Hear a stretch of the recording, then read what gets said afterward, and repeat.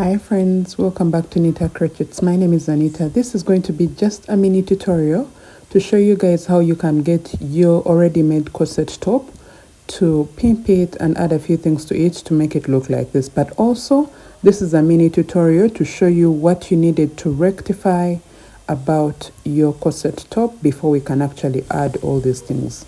So you need to make sure that you have watched my corset top tutorial. I'm leaving the link in the description box. And you need to make sure that you have made your top. So here you're just going to know what to adjust before you actually pimp up your top. Now here you see that my back extension was actually wide because it had a total of 18 rows, which means I had a total of 16 rows. And then the two last rows with one for the chain gap and the other row to secure that, as you can see there, okay? And this was too wide when I got to wear it and also put it on my mannequin. It was too wide and I didn't want that. So we are going to cut this down to a total of 10 rows and then 2 rows for one for the chain gaps and the other to secure that. So it should be up to 2.5 inches. If you're working a size small, you should work 8 rows, okay? Then after that, you work a chain gap row and another row to secure that. What I mean by the chain gap row is the row in which your straps are going, the row that has the chain gaps in which your straps are going to pass. Now let's move on to the strap. In the tutorial, I told you guys to work 54 rows for your strap, and that strap was really long. It wasn't actually giving me a good fit. You can see, as you can see here. So I took off 10 rows and we got down to 44 rows, and that actually gave me a good grip, okay? Also, as you can see, the fact that we have decreased the extension, our back extension, that means that our strap is no longer going to be an inch away from the edge, okay?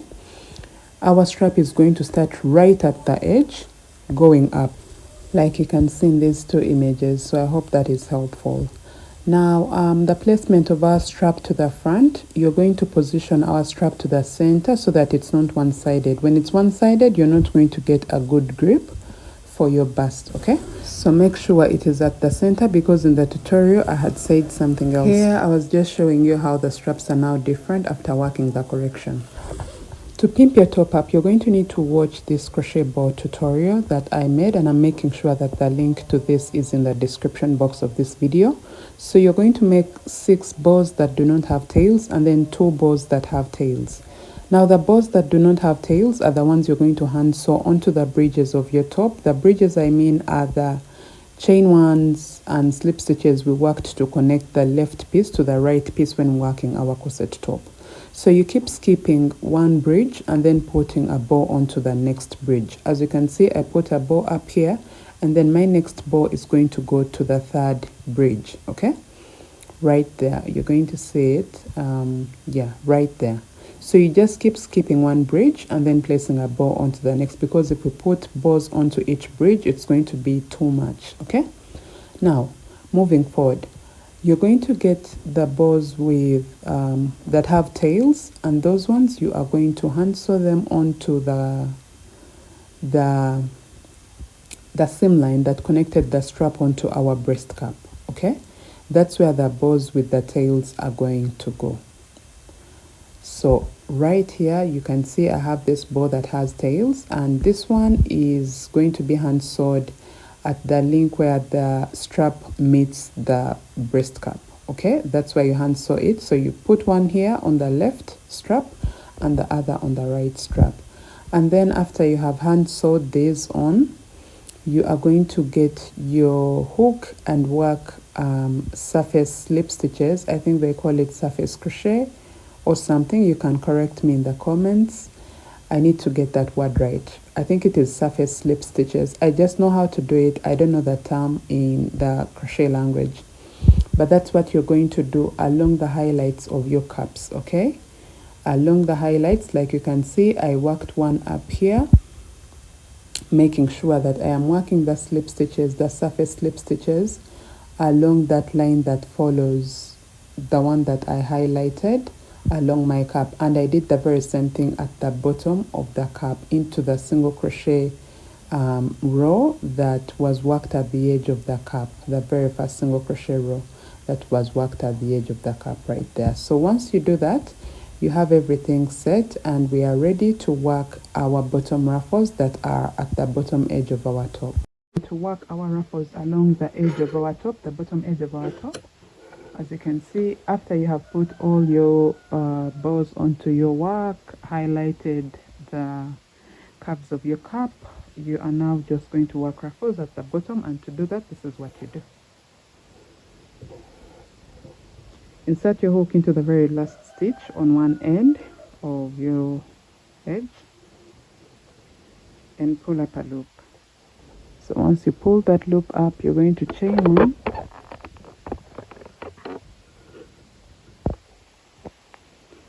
and here you're going to work a single crochet into that stitch, into that post, right? Then here you work a single crochet into the next single crochet post. Do the very same thing for the next single crochet post. Okay, so now you are going to just keep working one single crochet into every single crochet post along this edge, all the way going down here, going all the way across, and then going down, and then all the way to the end of your edge right here. That's where I'm going to meet you and then show you how to work your row for the ruffle. So like you can see, I came to the end of my row working along my edge, so I'm going to be working my ruffles.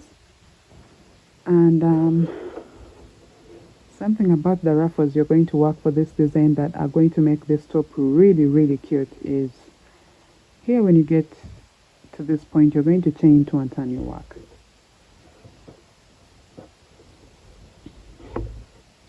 Now, instead of us working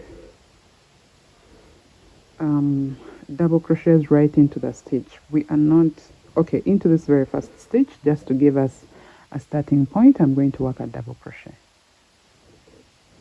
Okay, but for the next stitches, I'm going to be working a front post double crochet into that single crochet stitch. So we work a front post and work another front post double crochet in this very same stitch. Okay, yarn over, get into the next stitch, work a front post double crochet, yarn over, get into this next stitch, work a front post double crochet and another front post double crochet. Okay, yarn over, work one front post double crochet into this next stitch, and then work 2 front post double crochets into the next stitch, all in that very same stitch. So I'm going to show you the result it gives us from the front. From the front, this is what it gives us. So it's going to look like you sewed these ruffles onto the edge of your top. Okay, and I love this. I love how it makes it look like without actually spreading it out more.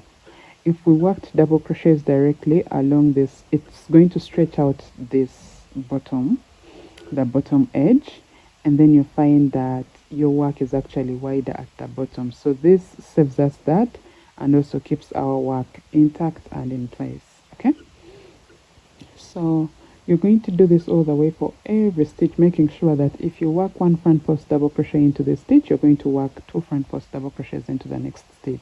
And make sure that this row is being worked on the inside, because in that way you turn your work and the effect is shown on the front. All right, so this is how your top should look like after working everything. You see that? Now if you want the reddish highlight that I have on the top that I showed you in the video, you just have to work single crochets on top of the last row of the ruffles that you just worked when you are working your front post double crochets. Okay, so once you have highlighted the bottom of your top with that reddish effect, or whichever color that you want to choose, this is how it has to look like. Watch out for the tutorial for these shots, because goodness, I'm going to be releasing these shorts this week, and I hope you guys can watch it. But thank you so much for watching and loving my craft. Goodbye.